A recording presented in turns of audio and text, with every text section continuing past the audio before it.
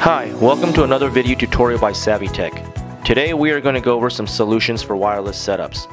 Sometimes for an installer they may need to have a connection between an IP camera and an NVR recorder between two long distance locations where running cables are just not feasible.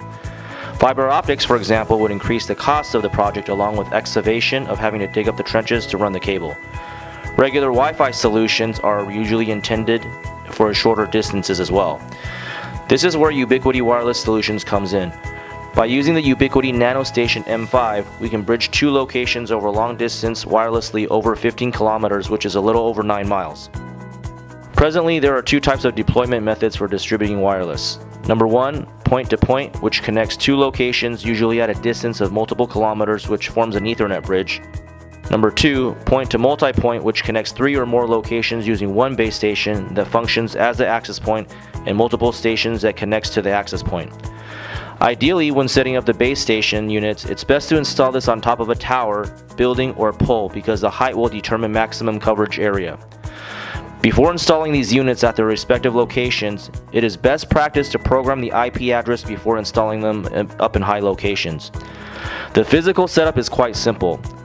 On the camera end, at one location, you just need one NanoStation M5 that connects to a PoE adapter that provides power to this antenna. And from that same PoE adapter, you connect it to a PoE switch that powers multiple cameras. This side is usually set to station mode. On the NVR recorder end, you have one NanoStation M5 unit that also connects to a PoE adapter that provides power to the antenna. And from that same adapter, it connects to a network cable to a switch or a router that connects to the NVR recorder. This side is set to the access point mode. Also, please keep in mind that design factors also determine the performance of your wireless system. Each frequency has different characteristics due to physics alone. For example, lower frequencies such as 2.4 GHz may have better propagation, which is signal traveling characteristics, than higher frequencies such as 5 GHz, and may work in better locations where line of sight is obstructed by objects such as trees, buildings, and other structures, but at the same time they also may have higher noise levels and interference. So please select the frequency best suited for your situation. Now let's look at what's inside the package when you open it up. When you open up your package, you're going to find the following contents: the NanoStation M5, the PoE adapter, a power cable, a quick start guide, and a cable tie. As you can see in the back view, you have the LED panels, the mounting brackets for the poles, and also the port release cover button. On the LED panel, you're going to notice the following: the power indicator light. The power LED will light green when the device is connected to a power source. LAN 1, this is a main Ethernet port. The LED light will light steady green when an active Ethernet connection is made to the main LAN port of the antenna, and flash when there is activity. LAN 2 is a secondary Ethernet port. This LED will light green when an activity Ethernet connection is made to the secondary port and flash when there is activity. You'll also notice 4 LED lights. This is a signal. In the signal LED light, in the Air OS, you can modify the wireless signal strength threshold values for each LED on the Advanced tab under Signal LED Thresholds. On the unit of the NanoStation M5, you will notice the following: a main LAN port, which is used to connect the power and should be connected to the LAN and the DHCP server. In other words, this port connects to the PoE adapter that provides power to it. Also, a secondary port that is used for bridging and supporting software configurable PoE pass-through. In order to use a PoE pass-through on the secondary port, you will need a 24-volt 1-amp PoE adapter, which is required. Also, you'll notice to the right of it there's a reset button. This resets to factory defaults. You want to press and hold the reset button for more than 10 seconds while the NanoStation is powered on. Also, on the PoE adapter, you will notice a physical reset button that you can also reset the unit. Keep in mind that the NanoStation M5 has a web interface to do the programming. So before you install the antennas, keep in mind, make sure that they're programmed first before installing them up in high locations. You want to make sure that your NanoStation M5 stations are in a short distance in a switch connected to a laptop. Your default IP address of the NanoStations is 192.168.1.20, so please make sure that your laptop is in the same network segment. Also, keep in mind that the username and the password by default for these station units are UBNT, all lowercase lettering. U for umbrella, B for boy, N as in Nancy, T for Tom. Once you log in, you can go ahead and make the proper adjustments.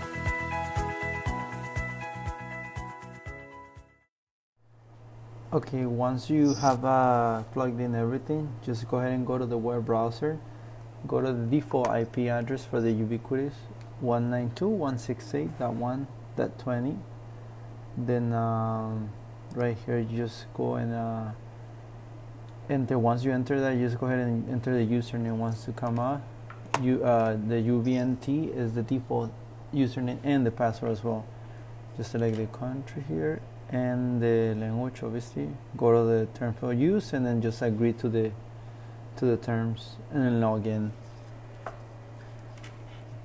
Now that we're waiting on that, once we're in there, the very first thing you want to do is you want to change the network IP address, because you're gonna use both of them, so you gotta set it up. So I click on the network and then change the IP address. Just make sure you have an available IP address. In my case, I just go ahead and pull up the CMD and look for any availability. In this case, I just gonna search for 30, and then once I see I get no reply, then I'll go ahead and make sure that it's available. So let's go ahead and use 30 here. Okay, once we have 30, we'll go ahead and change that right here. Once we change that, we'll go ahead and it's gonna ask me for the password. Pretty much it's just security reasons, just change the password. I'll use the UVNT for the default current password, and new password I create my own. So you could create your own password for the Ubiquitis. Go ahead and change that, and then make sure you apply that on top right here. Once you apply that, just wait a few seconds while it's making the changes. And in the meantime, it's making the changes. You're gonna go into you gotta make sure that it's updated. Otherwise, it won't connect, and that it has the latest update. So that's what we're gonna go right now. So once it changes the IP address, it's gonna reboot. Once it reboots, it's not gonna see anything. So you gotta kinda enter the IP address that you just assigned to it. In my case, I'm just gonna go ahead and assign that. As you can see here, then I go ahead and log in again, now with the new username and password, which is username UVNT. Let me go ahead and type it in here.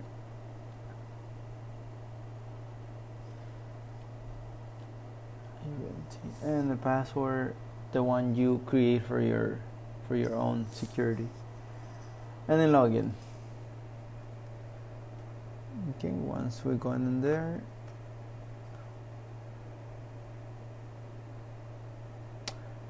like I say, we're just gonna go directly to system just to make sure that we're updated.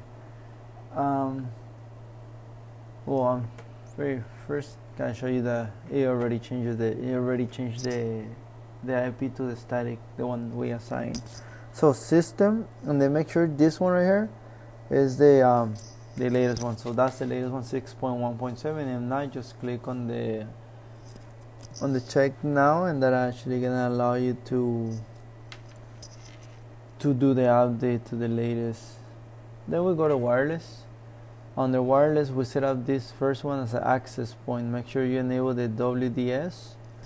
SSID, we'll put a name to the access point. In this case, I just put Savitech AP. And then we'll go ahead and choose the security. In this case, I choose this one, so I could put a password in it. I'm just gonna put Savitech. I'm gonna use as a password, as you could see here. And then make the change. And the same thing apply. So what is next here? We're gonna go ahead and set up this is gonna be the access point. So we need the station, the one that is gonna be picking up the signal from this one. So once we do that, we'll go ahead and enter the IP, the default IP address, the same thing. Obviously, the other one is not gonna come out because we already changed it to 30. So in this case, Now we're looking for the secondary, which is the station, the one that we're gonna make the station. So as you can see here now, we're gonna go ahead and enter the default username and password, UBNT, and the password is UBNT as well. Select your country, same thing, United States, language, and just agree to the terms and log in. Okay, let's just wait a second. Pretty much we're gonna do the same thing as the first one. The only thing is gonna change is the wireless. So we go to network, and under network we're gonna change the IP address. I gotta find out what do I have available on this, so I look for an IP address. This case, I'm just gonna put just gonna look for like 50 or something. Make sure it's available. And this case, it seems like it is, so let's go ahead and use 50 in here. Once we use 50, we'll go ahead and change that. The rest, just leave it alone, change it, and it's gonna request again for a password change, so we use the UBNT as the default and the new password. As in this case, I'm creating the same password, so go ahead and change that and apply again. Just make sure you always apply, because then it's gonna make you do it again if you don't click on the apply. And then as it's taking the changes right now, it's gonna reboot. Once it reboots, it's gonna go to the new IP address you just assigned. In this case, I just assigned it 50, so I just gotta enter it and it will come up. Let's just give it a second. As you can see, it changed to 50, so I just gotta press enter because it's not gonna go directly to it. So let me see here, press on it here, and then we're gonna get the secondary Ubiquiti, which is gonna be the station. We're logging in right now, waiting for the login screen. Now we'll go ahead and enter the username and password, which is the one we just created. The UBNT is always the default, and the password I created. So let's go ahead and log in here.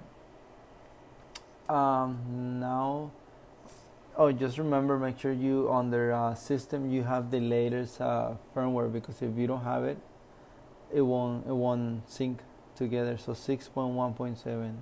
If you don't have that one, just click on check now and we'll look for the update online.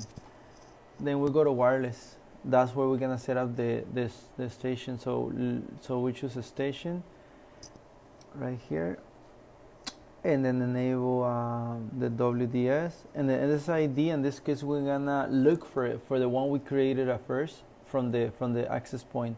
So as you can see here, it's pulling up whatever it sees out there. You see our wireless, and in this case the AP is the one I created for the access point. That's why I put AP, Savitech access point, and log in AP. And then once it's in there, just go ahead and security, enter the password that we put on the first one, which is the access point. As you can see, it's the same thing. So just go ahead and change that. And once you create it, you apply that, and that's pretty much it, what you had to do. And then once you have it like that, you could unplug it. You could take it farther where they have a sight from each other. They could see each other. You could plug in a switch. You could plug in an IP camera,